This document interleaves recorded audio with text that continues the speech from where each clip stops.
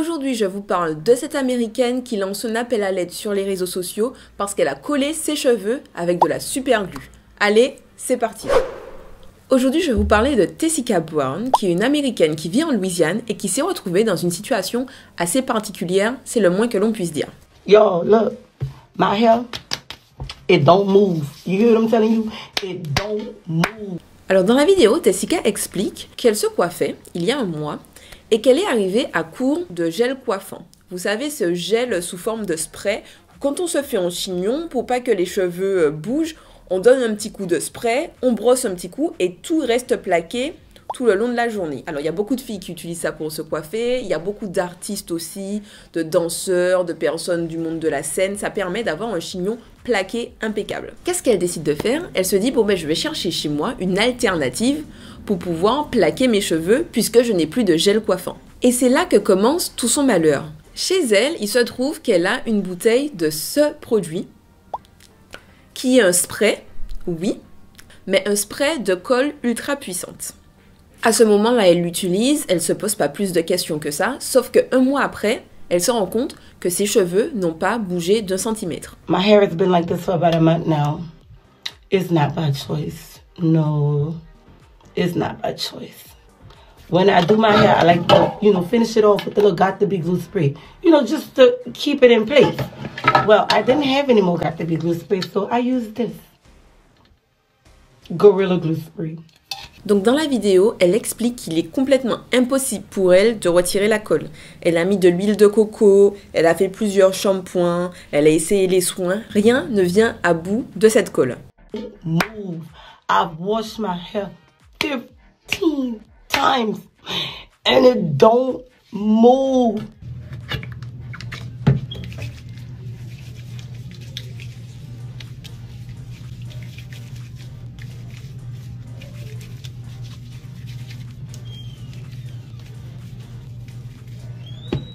Watch, look, y'all, look, you wipe it off and nothing happens. Like, this is the life that I'm living at this point. Like, this is the life. Donc sous les réseaux, ça commence à faire le buzz, tout le monde lui donne un peu des conseils, certains lui disent font ci, certains lui disent font ça, elle essaye tout ce qu'elle peut, j'imagine, je veux même pas imaginer dans quel état elle s'est trouvée à ce moment-là. Bref, la pauvre jeune femme essaye tout ce qu'elle peut et puis elle n'y arrive pas tout simplement parce qu'elle n'arrive pas à retirer ce produit de sa tête. Ses cheveux ne bougent pas et elle commence vraiment à paniquer. Elle décide donc de se rendre aux urgences de sa ville.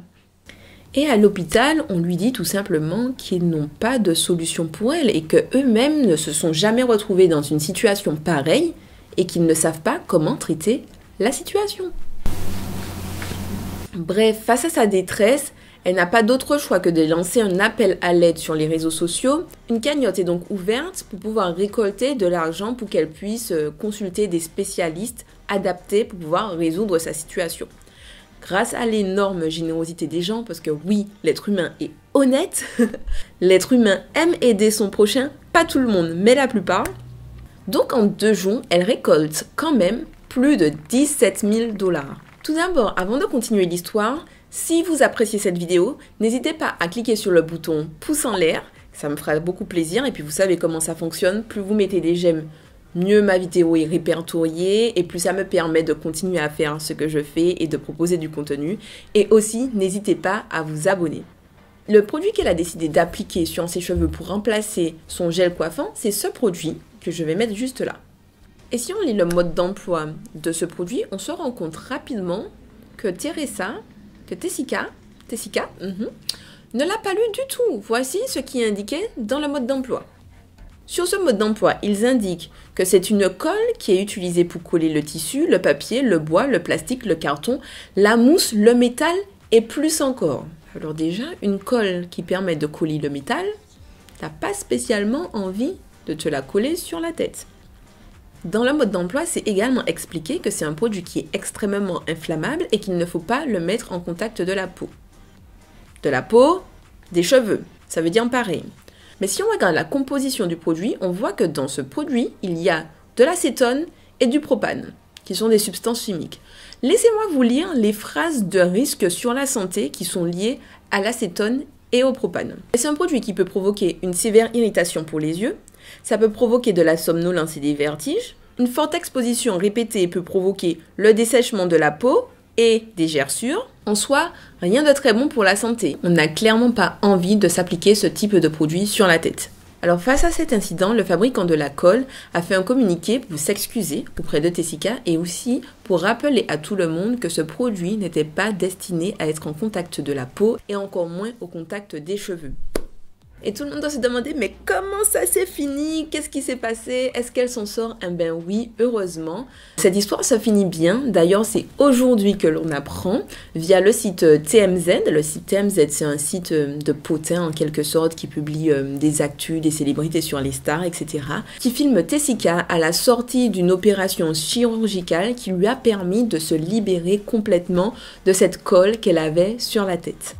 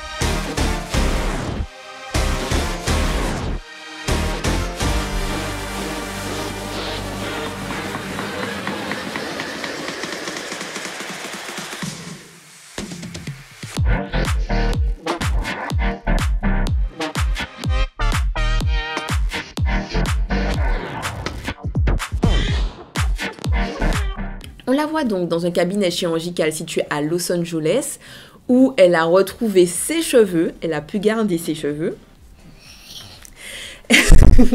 Après, c'est que des cheveux, mais au moins elle n'a pas eu de dommages au crâne, elle n'a pas eu de dommages aux cheveux et on la voit complètement heureuse avec une vive émotion retrouver ses cheveux et sa santé. Quelle est la morale de cette histoire? Déjà, on est content, tout simplement, pour Tessica. Bravo Tessica, elle va bien, elle n'a pas de soucis aux cheveux, elle n'a pas de soucis à la santé. Déjà, on est heureux pour elle. Et puis, l'autre chose qu'on doit retenir de cette histoire, c'est qu'on n'applique pas n'importe quoi sur ses cheveux, les filles. C'est aussi simple que ça. Alors, je sais, de la appliquer de la colle sur les cheveux, c'est un cas extrême. Mais même des produits du quotidien, des produits qu'on achète comme ça dans le commerce, renseignez-vous. Parce qu'il y a plein de produits qui sont controversés, qui se retrouvent quand même de nos produits cosmétiques. Et on n'a pas besoin d'être chimiste pour comprendre la composition d'un produit chimique.